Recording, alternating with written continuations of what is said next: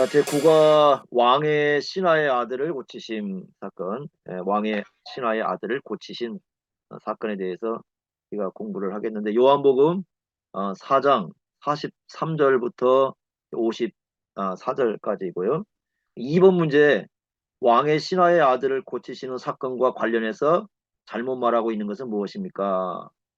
이게 다 맞는데 이제 4번이 틀리죠. 예수님께서 가버나움으로 친히 가셨다 그랬는데 친히 가시지 않았죠, 그죠? 그냥 왕의 신하만 돌려보냈고 가버나움은 가지 않았습니다. 이 문제가 이제 4번이 답이고 3번부터 이제 풀어보겠습니다. 예수님께서 갈릴리로 가시며 친히 증언하신 말씀은 무엇입니까? 이게 이제 44절에 나오는데 친히 증언하시기를 선지자가 고향에서는 높임을 받지 못한다 이렇게 말씀을 했다는 거죠. 43절을 먼저 한번 보시면요. 이틀이 지났다 이렇게 돼 있습니다. 이틀이 지났다.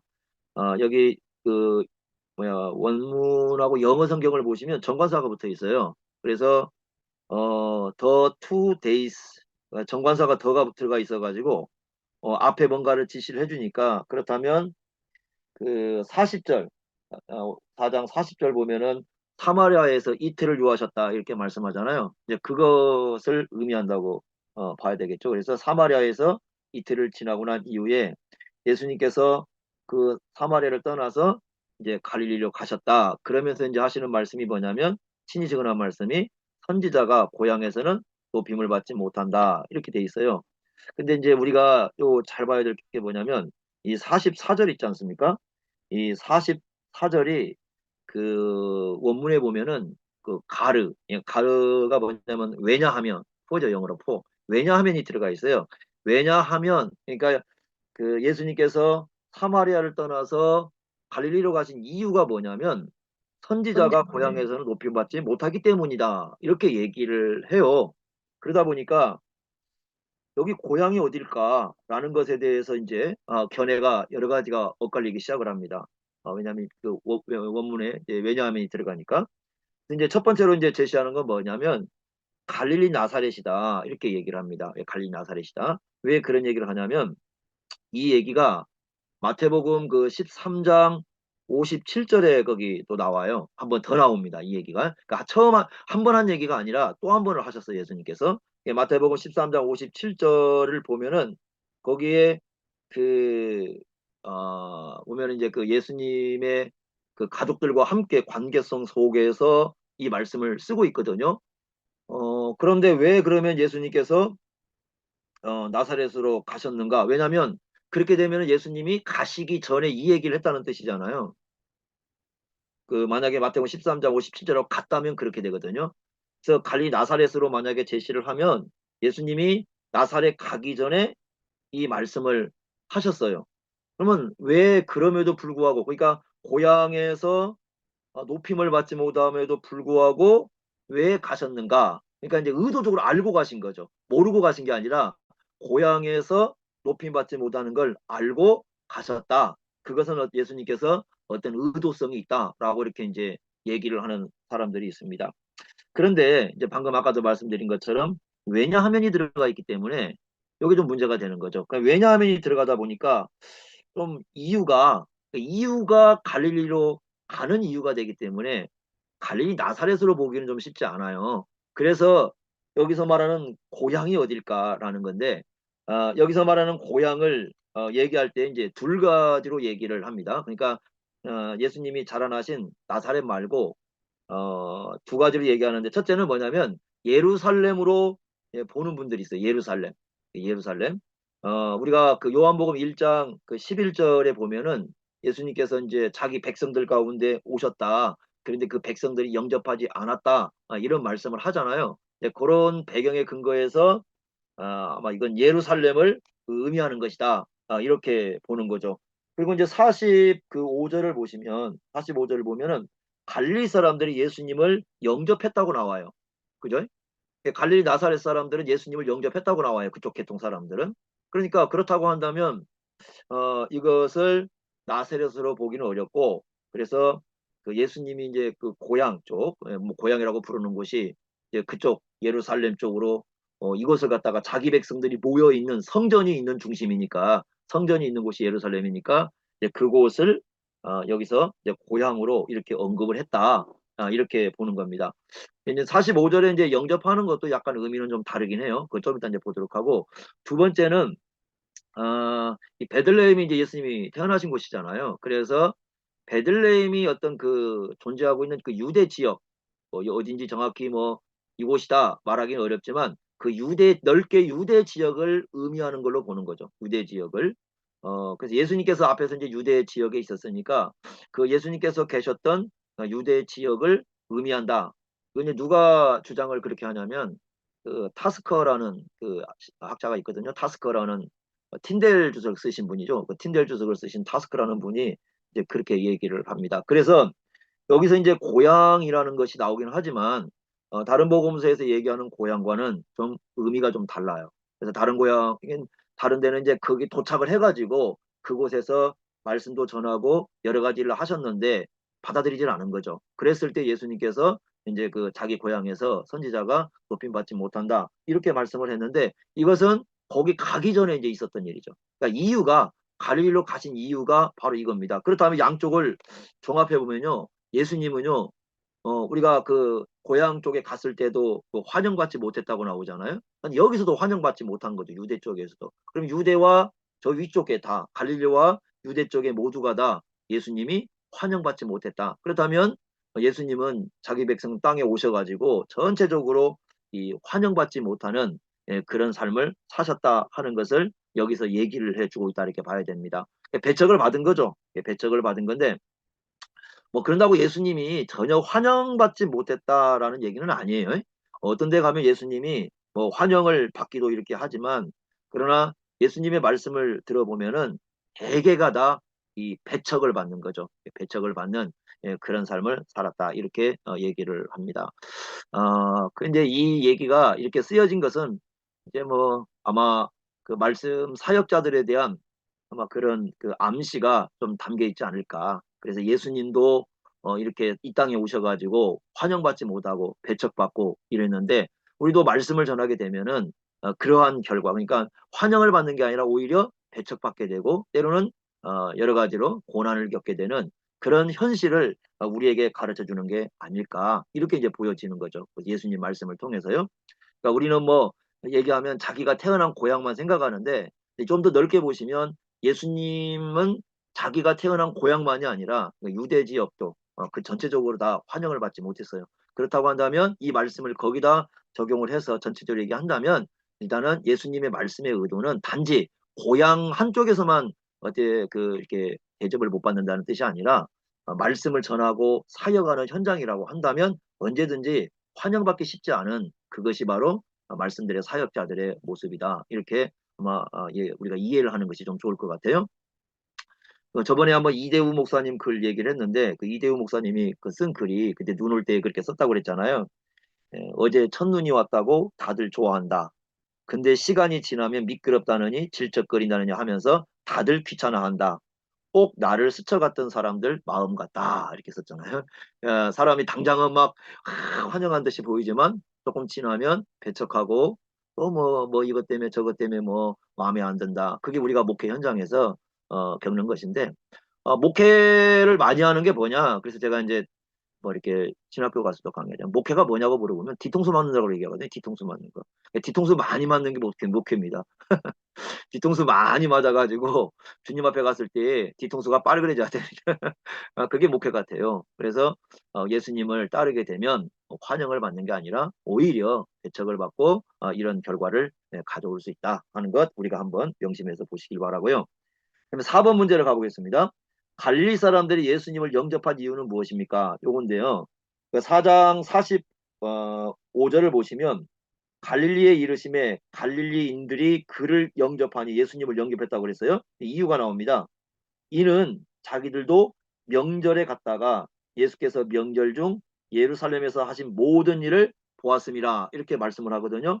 자, 이게 지금 어디 사건이냐면 앞에 2장 23절이죠. 계속 지금 언급을 하고 있잖아요. 그 2장 23절 보면은 그 예수님께서 6월절에 명절은 6월절입니다. 6월절 때 예루살렘에 가가지고 여러 가지 표적을 행했다고 말씀을 합니다. 그래서 많은 사람들이 이 표적을 본 거죠. 그렇다고 한다면 아마 이제 갈릴리 사람들도 그때가 명절이니까 당연히 예루살렘에 왔겠죠. 예루살렘 성전에 이제 왔을 때 예수님께서 표적 행하신 사건들을 보았겠죠. 그러면서 이제 예수님에 대한 소문이 이제 사방으로 이렇게 퍼져나갔다 이렇게 볼 수가 있습니다. 그런데 이제 중요한 건 뭐냐면 여기 그를 영접했다 그랬는데 그렇다고 한다면 이게 우리가 요한복음 1장 12절 있지 않습니까? 영접하는 자, 그 이름을 믿는 자들에게는 하나님의 자녀가 되는 권세를 주셨다. 이렇게 말씀했지 않습니까? 그거와 같은 의미냐 하는 겁니다. 그거와 같은 의미인가. 그러니까 이 말씀을 놓고 딱 보면 그거 같은 거 아니야? 이렇게 생각할지 모르겠지만 과연 그거와 같은가? 우리가 요한복음 1장 그 12절은 요한복음 1장 1절과 2절을 전제해야 된다고 그랬어요. 그러니까 1장 1절과 2절을 보면은 태초에 말씀이 계시고 그 말씀이 하나님이시고 하나님과 함께 계셨고 그분은 이제 창조주다. 이제 그런 말씀을 했는데 그러니까 그 1장 12절에 예수님을 영접한다는 건 그냥 내가 예수 믿어요. 그게 아니라 예수가 참 하나님이신 걸 알고 그것을 믿고 받아들인 걸 의미한다고 저번에 이제 공부할 때 말씀을 드렸습니다. 그러니까 그것이 이제 요한복음에서 얘기하는 진정한 영접이죠. 그러니까 진정한 영접은 예수님의 하나님의 아들이신 걸 또 하나님이신 걸 믿고 알고 믿고 그걸 받아들이는 거 환영하는 거죠. 표적의 의미이기도 합니다. 표적. 우리가 요한복음 20장 그 30절 31절에 그 표적의 의미가 예수가 하나님의 아들 그리스도임을 믿는 것이다. 이렇게 얘기를 하지 않았습니까? 그러면 이 요한복음 1장 12절에 얘기한 것 그러니까 예수가 하나님이신 걸 알고 믿고 영접하고 환영했느냐? 이게 이제 중요한 건데 그런 것 같지가 않아요. 왜 그러냐면 48절 말씀 때문에 그렇습니다. 48절 보면 뭐라고 되어 있냐면 표적과 기사를 보지 아니하면 도무지 믿지 않는다. 그러니까 여기 내용을 보면은 그 예수님이 어떤 분인가 예수님이 하나님이시고 하나님의 아들이시고 그리스도이시고 이런 의미를 갖고 예수님을 환영하고 믿었던 게 아니라 표적을 봤기 때문에 그러니까 2장 23절에 그 예루살렘에 가가지고 표적을 봤잖아요. 그런 표적을 봤기 때문에 표적을 중심으로 놓고 예수님을 이렇게 따라다녔다는 얘기죠. 그러니까 1장 아니 그 45절 아까 4장 그 45절 보면 갈릴리 사람들이 그를 영접했다. 예수님을 영접했다라는 것은 이제 예수님께서 말씀하신 또한 우리가 그 진정한 영접 그러니까 요한복음 1장 12절에 얘기하는 하나님의 자녀가 되는 영접의 영접은 아니에요. 그걸 우리가 분별해야 됩니다. 그러니까 요한복음에서 그런 표현들이 자주 나온다고 그랬잖아요. 믿는다고 그랬는데 실질적으로 진짜 믿음이 아닌 거. 그런 것들이 많이 나오거든요. 여기도 마찬가지예요. 영접을 했는데 진정한 영접이 아니에요. 요한복음 1장 12절은 진정한 영접이 무엇인가를 말씀을 해주고 그 다음에 이제 그 뒤에 나오는 사람들 있잖아요. 영접했다고 나오는 사람들. 그 사람들을 평가할 수 있는 어떤 기준을 제시한다고 봐야 돼요. 그러니까 진정한 영접이 뭐냐. 그걸 보면은 예수님을 진정으로 영접하지 못한 사람들이 상당히 많이 있었다. 영접했다고 하지만 하는 것을 이게 들여다볼 수 있는 안경과 같은 역할을 하는 것이 요한복음 1장 12절입니다. 그러니까 그 말씀은 그래서 상당히 중요합니다. 진정한 영접이 뭔가, 진정으로 예수님을 믿는 참된 믿음이 무엇인가 하는 것을 우리에게 가르쳐 주는 거죠. 자, 이걸 놓고 봐야 돼요. 왜 그러냐면 지금부터 이제 나오는 그 왕의 신화의 문제도 여기에 걸려 있습니다. 그러니까 이 왕의 신화가 그 진정한 믿음을 가졌느냐, 갖지 않았느냐, 그리고 진정한 믿음이 무엇인가 하는 그런 문제를 해결해주는 또 그걸 보여주는 중요한 역할을 하고 있거든요. 그래서 이제 이 내용을 우리가 중심에 두고 있어야 이 사건의 의미를 우리가 올바르게 들여다볼 수 있습니다. 자, 5번을 한번 보십시오. 예수님께서 계신 곳은 어딘가? 왕의 신하가 있는 곳은 어딘가? 거리는 어떻게 되는가? 이렇게 볼 수 있는데요. 예수님이 계신 곳은 46절에 나오죠. 갈릴리 가나입니다. 그렇죠? 갈릴리 가나 이렇게 나오니까 그 갈릴리 가나. 그리고 갈릴리 가나고 그러니까 예수님이 그 갈릴리로 가셔가지고 지금 앞에서도 이미 그 2장에서도 갈릴리 가나에 갔었잖아요. 가나에 이렇게 여러 번 왔다 갔다 하신 것 같아요. 나사렛보다는 훨씬 이제 위쪽에 있으니까 이제 그쪽을 가셔서 이렇게 왔다 갔다 좀 하신 것 같은데 그곳으로 가셨고, 그러니까 예수님이 또 갈릴리 가나에 가셨다라는 건 사실 요한복음에만 나오는 얘기거든요. 다른 복음서에는 뭐 갈릴리 가나에 갔다 그런 얘기가 등장하지 않아요. 요한복음에서만 이 갈릴리 가나에 여러 번 예수님께서 이제 가셨다 이렇게 나오고, 그 다음에 이제 이 왕의 신하가 있는 곳은 어디냐면 가버나움이죠. 예, 가버나움. 46절에 보면은 가버나움에서 병들었다 이렇게 말씀을 하고 있거든요. 예, 가버나움이에요. 여기서 말하는 왕은 우리가 이제 알고 있는 그 헤롯 안디바, 헤롯 안티파스죠. 헤롯 안디바, 예, 안티파스.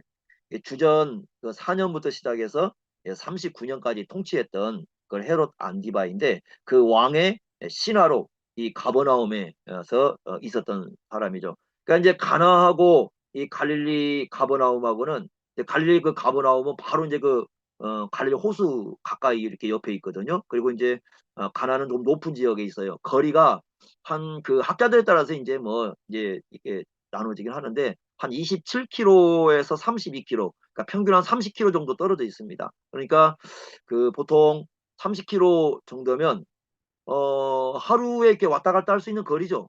그렇지 않겠습니까? 뭐 사람이 하루 이제 걸을 수 있는 거리가 한 4km 정도 된다고 하니까 한 8시간, 9시간 뭐 이렇게 왔다 갔다 할 수 있는 그런 거리인데, 이제 중요한 건 뭐냐면 지금 이때는 통신 수단이라는 게 없잖아요.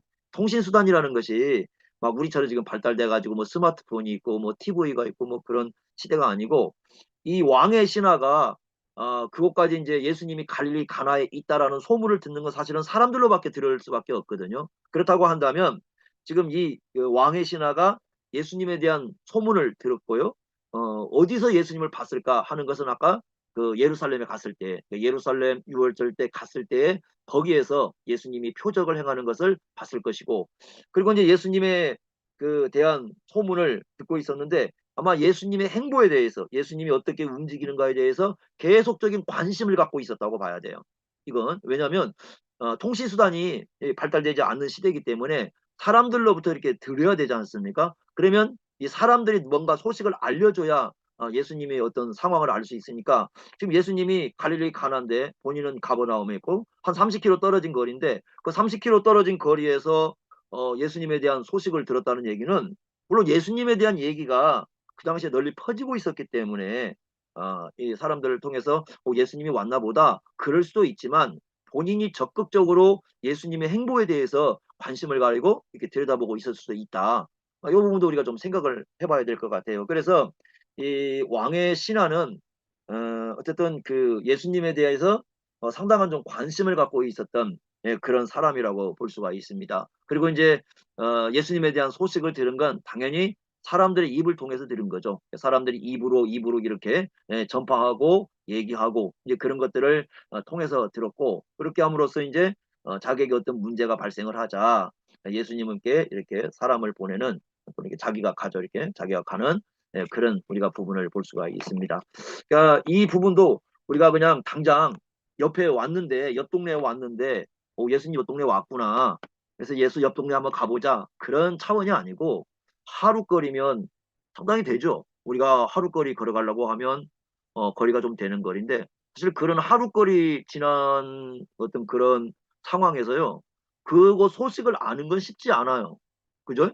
쉽지 않습니다. 그러니까 하루거리라고 하지만 그쪽 하루거리에 있는 소식이 나한테 들려올 때까지는 바로바로 그게 전달되는 건 아니거든요. 그런데 지금 이 내용을 보면은 갈릴리 가나에 갔는데 예수님의 소식이 바로 전달되었다. 그렇다고 한다면 이 왕의 신하는 예수님의 행보에 대한 상당한 관심을 좀 갖고 있지 않았는가? 이제 그렇게 보여줄 수 있는 부분이 바로 이 부분입니다. 그러니까 이런 상황에서 이제 어떤 문제가 발생을 한 거죠. 그래서 6번을 보겠는데요.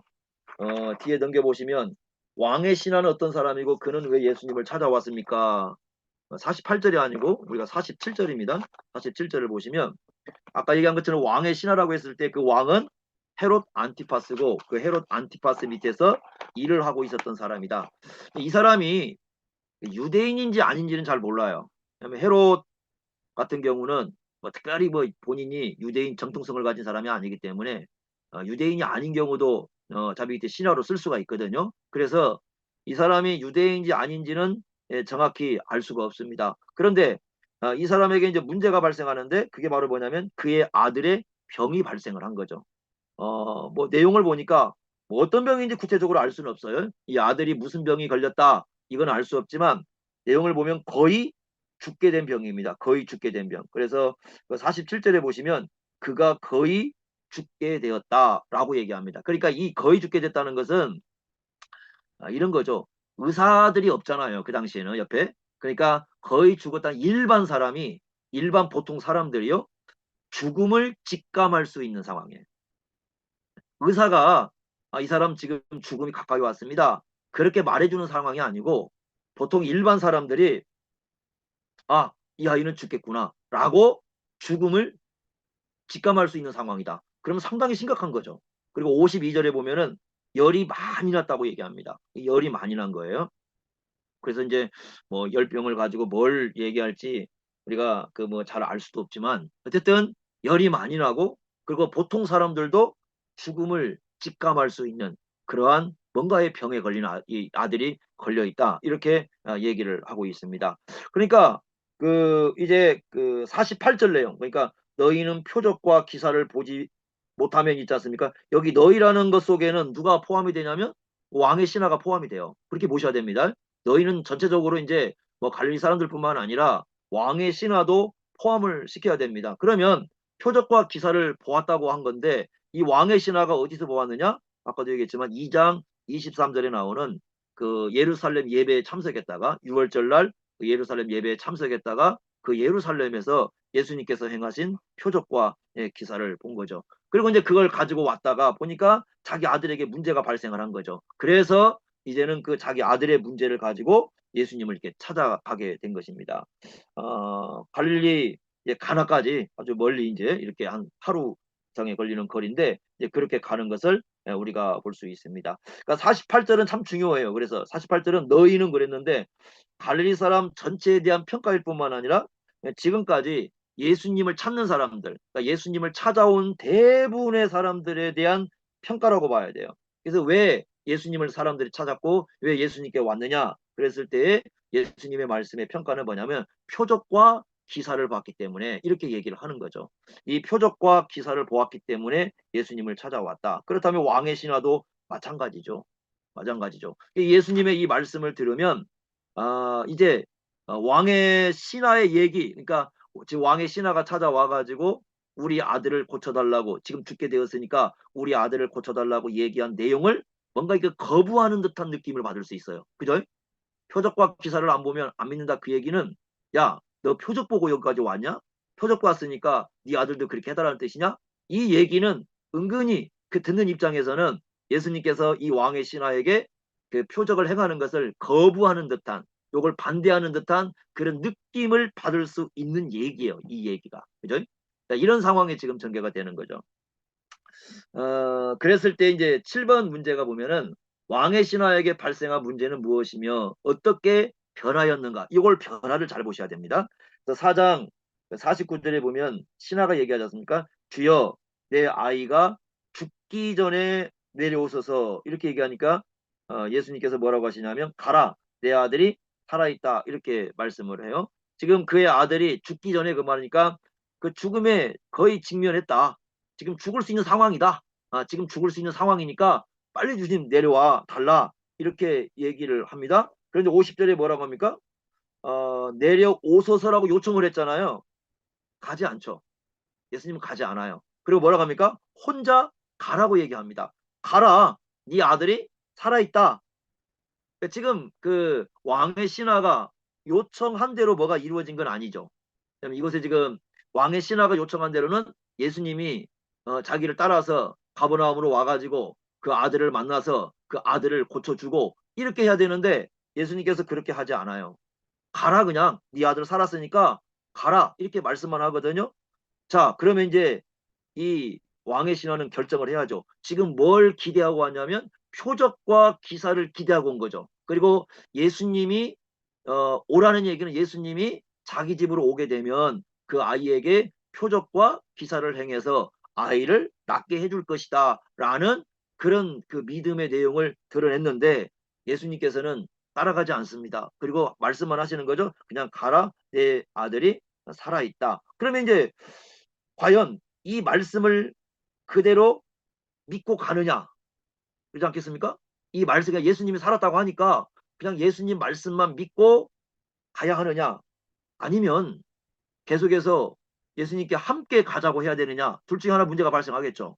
예수님이 현장에 계셔야, 예수님이 그 자리에 계셔야 표적과 기사가 행해지고, 표적과 기사가 행해져야 자기 아들이 낫는다는 그런 생각을 가지고 있기 때문에, 그러면 여기서 다시 요청을 해야죠. 주님, 다시 요청해가지고, 아니 주님이 꼭 필요합니다, 정말 오셔야 됩니다, 주님께서 오셔야 제 아들 살 수 있습니다, 이렇게 해야 되겠죠, 만약에 거기에 머물러 있다면.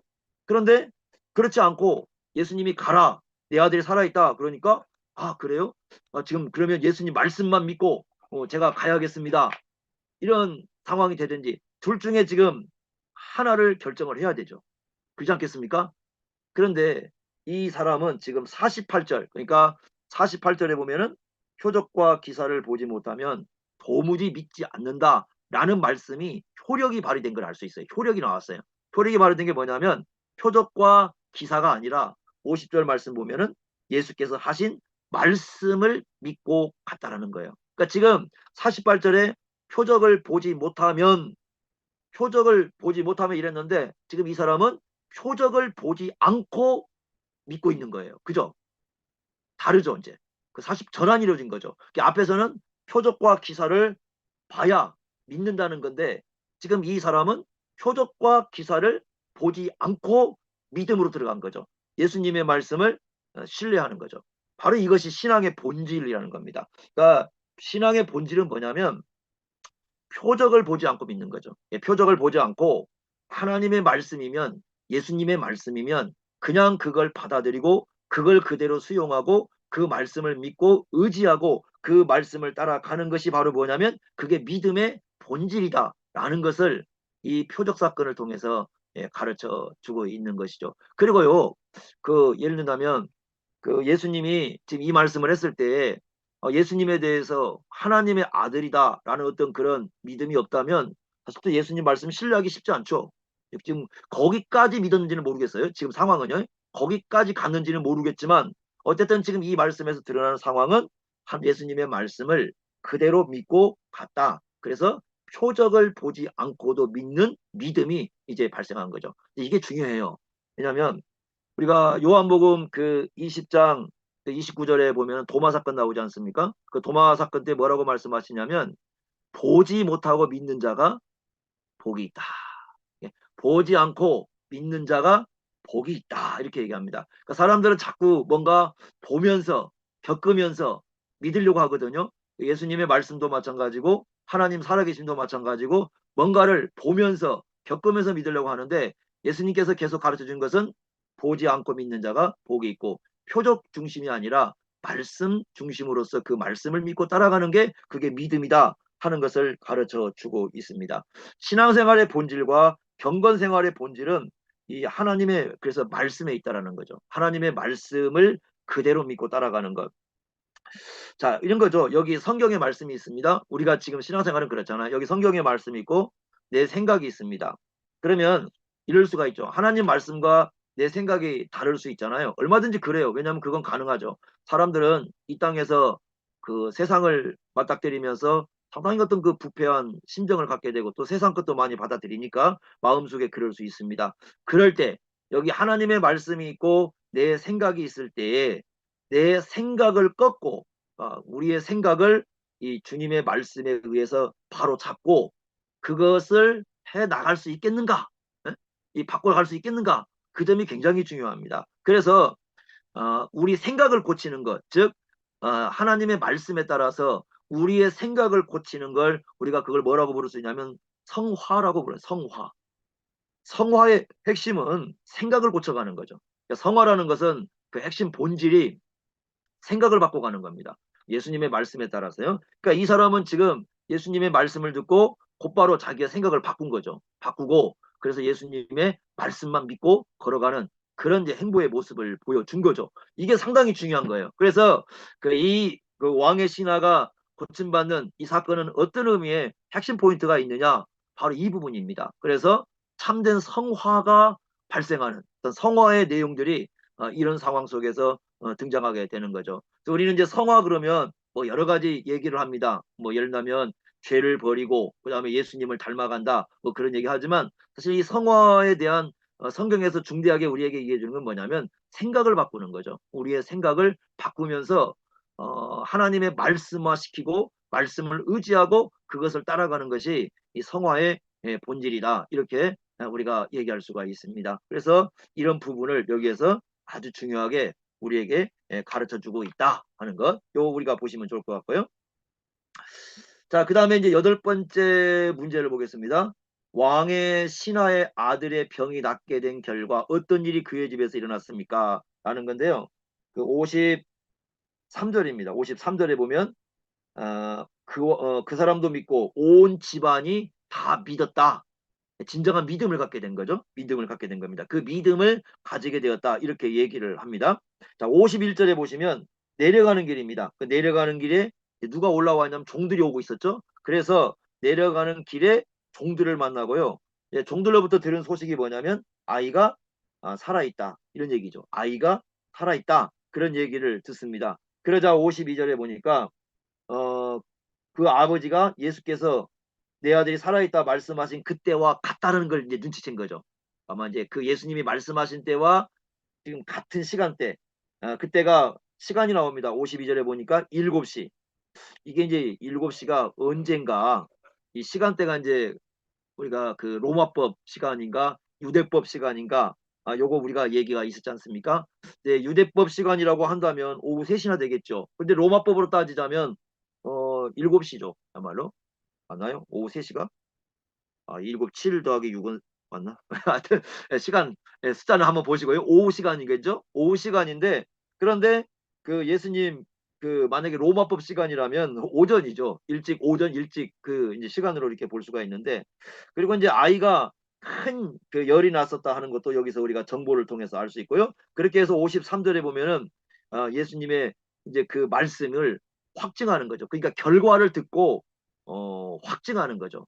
자, 여기서 이제 상당히 중요한 핵심 포인트를 얻을 수 있습니다. 뭘 하나를 우리가 볼 수 있냐면 지금 예수님의 말씀은 거리가 제한되지 않죠. 아까 30km 떨어졌잖아요. 30km 떨어진 자리에서 말씀을 했는데 30km 떨어진 자리에서 효과가 났어요.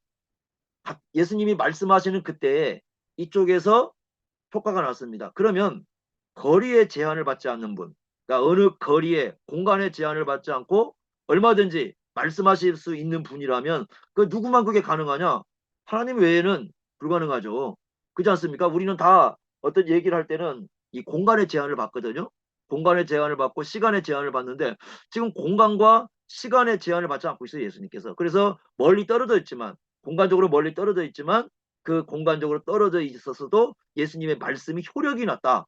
이것은 하나님만이 가능한 얘기죠. 그러니까 그 자기와 온 집안이 다 믿었다. 그 여기서 믿었다라는 얘기는 어쨌든 여기서 요한복음에서 자주 언급하고 있는 어떤 유사 믿음, 그러니까 진짜 믿음 아니고 가짜 믿다 그런 뜻이 아니고 진짜 믿음을 가졌다, 참된 믿음을 가졌다 그런 뜻으로 이해를 해야 됩니다.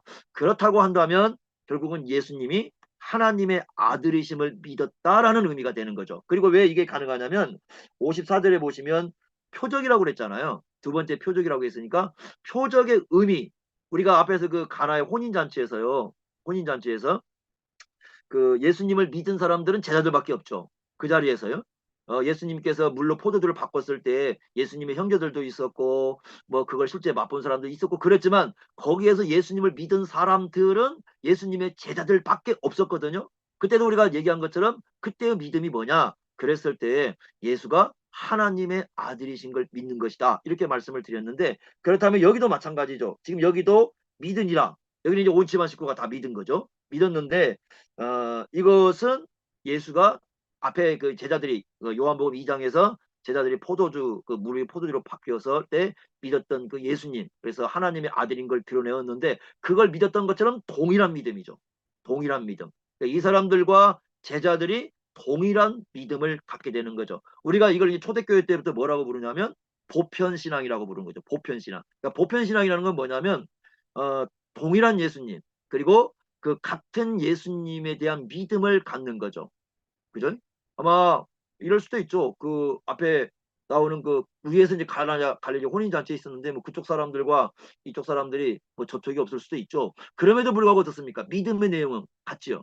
예수님의 같고 그 예수님이 하나님의 아들이라는 그 믿음이 같아요. 그걸 우리가 보편 신앙, 그리고 이제 그걸 기록해 놓은 걸 우리가 보편 신조라고 부르잖아요. 그 보편 신조로 만들어진 게 그 초대교회 세 개가 있었습니다. 바로 이제 그 사도신경이 있었고요. 그 다음에 니케아 신경이 있었고, 그 다음에 아타나시우스 신경. 그래서 보통 사도신경, 니케아 신경, 아타나우스 신경은 보편 신조 또는 보편 신경이라고 부릅니다. 그때 말하는 보편은 뭐냐면 진정한 믿음을 가진 사람이라면 모두가 똑같이 고백해야 되는 그런 내용이다. 그래서 서로가 이게 뭐 남남이고 서로가 모르는 사람이지만 그러나 예수는 같은 거죠. 예수는 동일하니까 그 예수는 동일한 고백을 해야 되는 거죠. 바로 이것이 보편신앙이고 그런 믿음을 고백하는 교회가 보편성을 가진 교회다. 그렇게 얘기합니다. 보편성을 가진 교회. 우리가 그 조직신학에서 교회의 중요한 특징 중에 하나가 보편성이지 않습니까?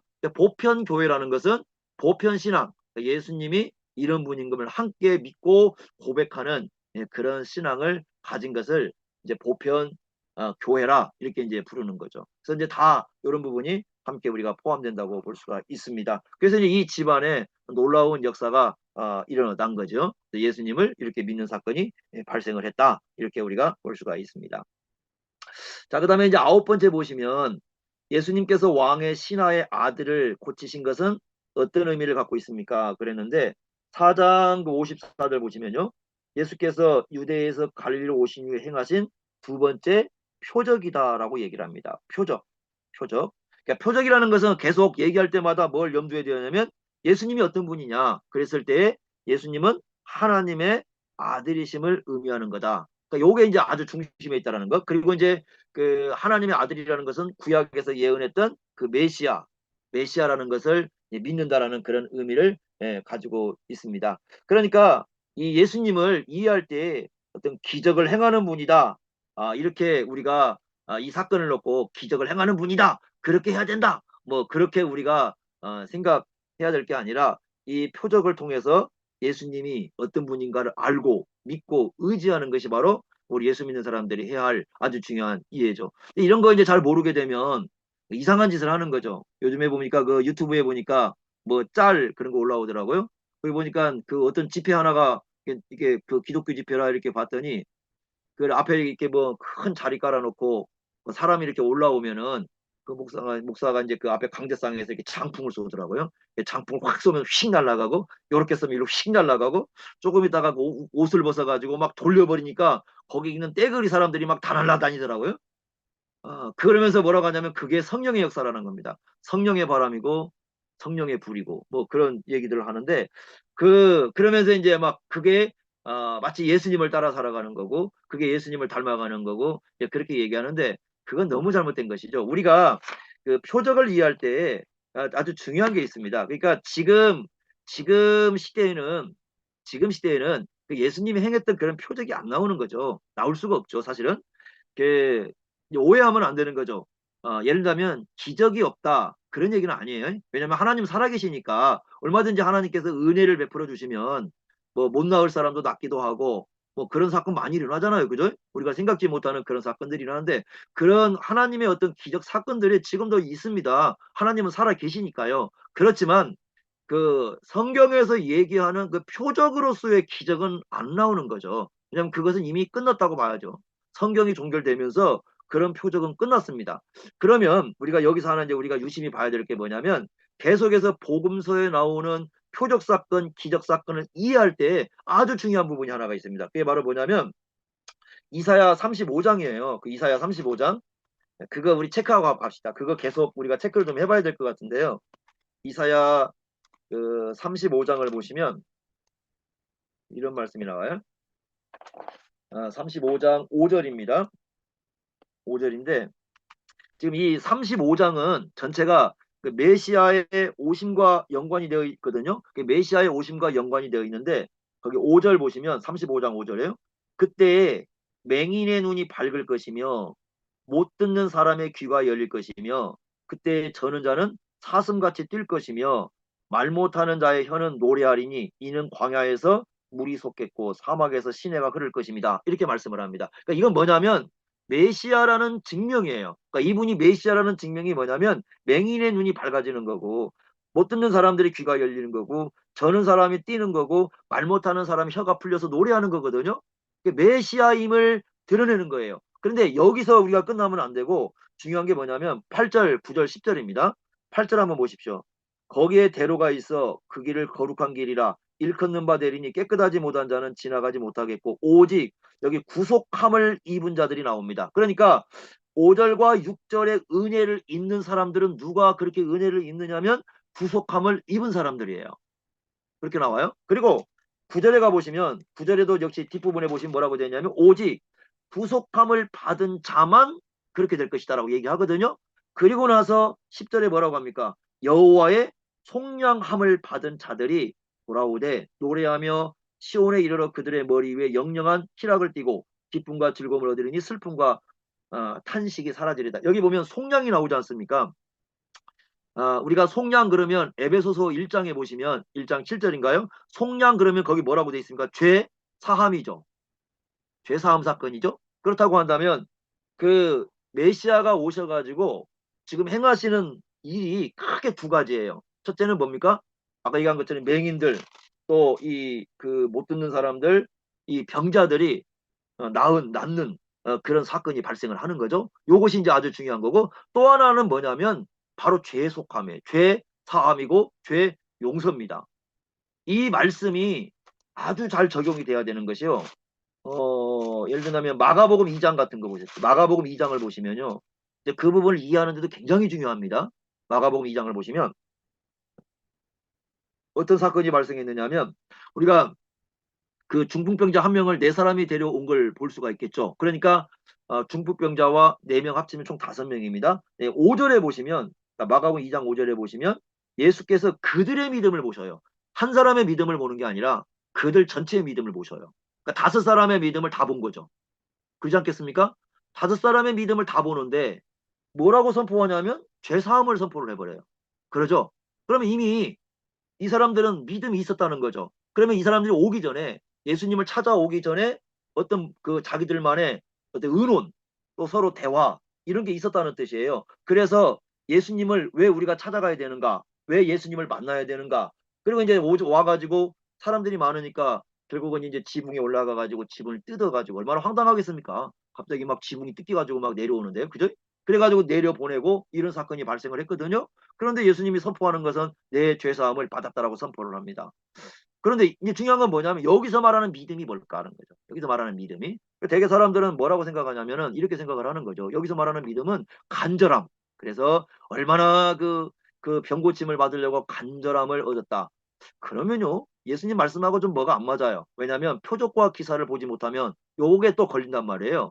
그렇다면 여기서 말하는 그 믿음은 그런 게 아니에요. 그럼 뭐라고 봐야 되느냐? 예수님이 메시아라는 믿음이죠. 그렇다면 아까 35장을 이미 이 사람들은 알고 있다고 봐야 돼요. 그러니까 35장을 보면은 메시아가 오시면 뭐 한다고 그랬습니까? 고쳐주시고 낫게 그러잖아요. 그러니까 예수님이 메시아라는 걸 이미 이 사람들은 믿고 있었기 때문에 예수님을 찾아가서 그 예수님으로부터 메시아라면 반드시 자기를 어떻게 해줍니까? 고쳐주시는 거죠. 예수님이 메시아시니까. 예수님 메시니까 고쳐주시고 자기를 받아주시고 이렇게 하실 거 아니겠습니까? 그래서 이 사람들이 간절히 정말 보기를 원했던 이유는 뭐냐면 단지 병 고침을 받기 위한 그것만이 아니고 예수님이 메시아였기 때문에 그 메시아의 은혜와 메시아의 혜택을 누리고자 하는 그 간절한 소망이 있었던 거죠. 그래서 예수님을 찾아왔다고 봐야 돼요. 그런데 예수님 보시기에는 지금 한 가지 뭔가 부족하죠. 그게 바로 뭡니까? 아까 35장에서 뒷부분이 뭐였습니까? 속량이잖아요. 죄사함. 죄사함에 대한 얘기는 지금 이 사람들은 아직 나오지 않거든요. 그랬을 때 예수님께서 이 사람들에게 죄사함을 선포하면서 결국 이 사람의 중풍병이 또 죄와 연관성이 있음도 가르쳐 주시서 정말 중요한 것은 죄사함의 문제다라는 것을 알려주는 거죠. 그래서 복음서를 이해할 때에 우리가 그 양쪽 그러니까 예수님께서 병고침을 행하고 그 다음에 한쪽에서는 죄사함을 베풀고 요 두 가지가 떨어지는 게 아니고요. 예수님이 메시아라는 그 신앙 고백을 하게 되면 이게 하나로 연결되어 있어요. 그래서 메시아가 오시면 병도 고칠 뿐만 아니라 또 죄사함의 은혜를 내려주시는 거죠. 그랬을 때 이 중풍병자는 이 모든 걸 누리게 되는 그런 은혜를 누리게 된 거죠. 그 관점을 우리가 잘 열고 보셔야 됩니다. 그러면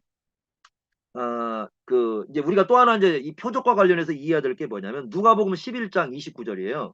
누가복음 11장 29절에 보면 예수님이 어떤 말씀을 하시냐면요. 이런 말씀을 합니다. 누가복음 11장 29절에 무리가 이렇게 모여 있을 때 예수님이 하신 말씀인데 이 세대는 악한 세대라고 얘기합니다. 악한 세대예요. 왜 악한 세대냐? 표적을 구하니까 악한 세대랍니다. 표적을 구하는 세대이기 때문에 악한 세대다. 이렇게 말씀하고는 이제 예수님께서 보여줄 수 있는 표적은 딱 하나밖에 없다는 겁니다. 그게 마지막 표적이에요. 그러니까 예수님이 보여줄 수 있는 메시아로서의 마지막 표적. 그게 뭡니까? 요나의 표적이죠. 우리가 요나의 표적은 잘 알듯이 부활 사건에 여기 함유되어 있잖아요. 그죠? 그러니까 부활이야말로 예수님께서 최종적으로 마지막으로 보여줄 수 있는 표적이죠. 그리고 지금까지는 어떻습니까? 예수님께서 누군가를 고쳐줬습니다. 맹인의 눈을 뜨게 해주고요. 못 걷는 사람 걷게 해주시고 뭐 못 듣는 사람 듣게 하시고 이렇게 예수님께서 누군가를 고쳐주시면서 표적을 행했잖아요. 그런데 예수님이 보여주실 마지막 표적은 예수님 자신을 갖고 보여주는 표적이에요. 지금까지는 이제 다른 사람에게 뭔가를 행하셔가지고 이렇게 표적을 보여줬다고 한다면 예수님이 마지막 말씀하시는 마지막 최종적인 표적은 예수님이 친히 죽었다가 살아나심으로 그래서 요나의 표적인데 그 요나의 표적을 보여주심으로써 예수님이 어떤 분인가를 이렇게 이제 드러내는 것이죠. 그렇게 해서 예수님이 메시아이시고 구원자이시고 하나님의 아들이신 것을 최종적으로 이제 드러내는 거죠. 그러니까 지금은 어떻습니까? 이제는 예를 든다면 그 부활을 믿지 않으면 다른 거 다 해봐야 의미가 없어요. 이제 마지막 최종적인 그 표적이고 최고의 표적이기 때문에 그 부활을 믿지 않으면 예수님이 죽었다가 살아나신 걸 믿지 않으면은 뭐 다른 걸 백날 해봐야 진정한 믿음을 가질 수가 없는 게 되죠. 그러니까 예수님의 이 부활은 그래서 최종적으로 드러내는 표적으로서도 상당히 중요한 의미를 갖습니다. 그래서 우리가 예수님의 어떤 표적 사건, 어떤 그 기적 사건을 이해할 때는 이런 전체적인 구약과 신약 관계성 속에서 메시아라는 것 중심, 그러니까 믿음이라고 얘기할 때는 표적을 믿는 게 아니라 바로 그 메시아라는 중심을 믿고 그 메시아라는 중심을 믿었을 때에 그 메시아로부터 오는 그 은혜, 혜택, 그 누림, 그건 하나님 나라의 누림이죠. 그러니까 이미 이건 35장, 이사야 35장에서 말씀하고 있는 거예요. 그러니까 메시아가 오시면 그런 혜택을 누리고 거기에서 진정한 기쁨과 희락을 누리게 된다는 것이 말씀하셨고 이것이 이제 우리 복음서에 오게 되면 그걸 증명해주고 있는 거죠. 그러니까 이 말씀도 우리가 요한복음 그 말씀 이 사장에 있는 이 말씀 왕의 신하가 고침을 받는 사건도 바로 이런 맥락에서 우리가 이해를 하게 된다면 이 왕의 신하의 진정한 그 은혜를 받는 것은 물론 그 아들이 낳는 것도 뭐 은혜가 되겠지만은 이 온 가족이 예수 그리스도를 하나님의 아들로 메시아로 이렇게 영접하고 믿게 된 것 이거야말로 진정으로 이 집안에 주어지는 하나님의 은혜다 이렇게 볼 수가 있습니다. 오늘날도 마찬가지인데 많은 사람들이 뭐 하나님의 은혜를 받는다 뭐 얘기를 많이 하고 얘기하지만 실질적으로 하나님의 참된 은혜는 예수 그리스도를 믿는 것이죠. 그게 진짜 복이고요. 그러니까 우리가 그 에베소서 1장에 보면 에베소 1장 3절 4절 보면은 우리는 복을 받기 위해서 사는 존재가 아니라 이미 복을 받은 사람으로서 산다는 거죠. 그러니까 세상 것 우리가 잃어도 하나님이 주신 복은 잃지 않는 거죠. 예수님이 우리 안에 계시면 그래서 이 예수 그리스도가 어떤 분인가를 알고 그 예수로 말미암아 어떤 죄 사함을 누리는 그런 은혜를 누린다면 그 사람이 하나님의 진정한 복을 받고 있는 사람이다. 이렇게 우리에게 가르쳐 주고 있습니다. 그래서 이 왕의 신하를 고치신 사건은 바로 이런 그 변화, 우리가 변화를 잘 보셔야 됩니다. 어쨌든 그 표적을 믿으러 왔다가 예수님의 말씀을 듣고 바로 자기를 바꿔가지고 말씀을 믿고 가는 사건. 그러므로 인해서 이제 예수님이 어떤 분이신가 하는 것을 인식하게 되고 그러한 예수님을 믿고 온 가족이 참된 믿음으로 구원을 받는 그런 역사가 일어났다 하는 것이 바로 이 본문의 아주 중요한 핵심 내용이다. 이렇게 볼 수 있습니다.